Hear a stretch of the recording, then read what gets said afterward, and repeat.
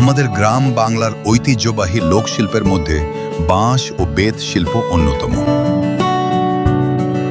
আজ আপনাদের দেখাবো কিভাবে একজন দক্ষ কারিগর তার হাতের জাদুতে কাঁচা বাঁশ থেকে তৈরি করছেন নিত্য প্রয়োজনীয় একটি সুন্দর সরঞ্জাম। নিখুঁতভাবে বাঁশ চিরে সরু সরু বেত বা চটা তৈরি করে নেওয়া হয়েছে। এরপর শুরু হয় সেই শৈল্পিক বুনন। একটির পর একটি চটা গেঁথে কি নিপুণভাবে ঝুড়ির তলা বা কাঠামোটি তৈরি করা হচ্ছে। এই বুনন শুধু পরিশ্রম নয়, এটি একটি ধৈর্য আর সাধনার কাজ। কারিগর তার সর্বশক্তি দিয়ে ঝুড়িটির স্থায়িত্ব পরীক্ষা করে নিচ্ছেন, এমনকি এর ওপর দাঁড়িয়েও এর মজবুত গঠন নিশ্চিত করছেন।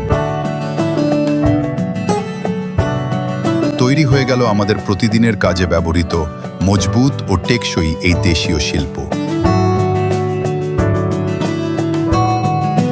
কিন্তু কি তৈরি করলেন এটা আমার জানা নেই। আপনাদের কারো জানা থাকলে অবশ্যই কমেন্ট বক্সে জানাবেন। ভিডিওটি ভালো লাগলে শেয়ার এবং ফলো দিয়ে পাশে থাকবেন। ধন্যবাদ।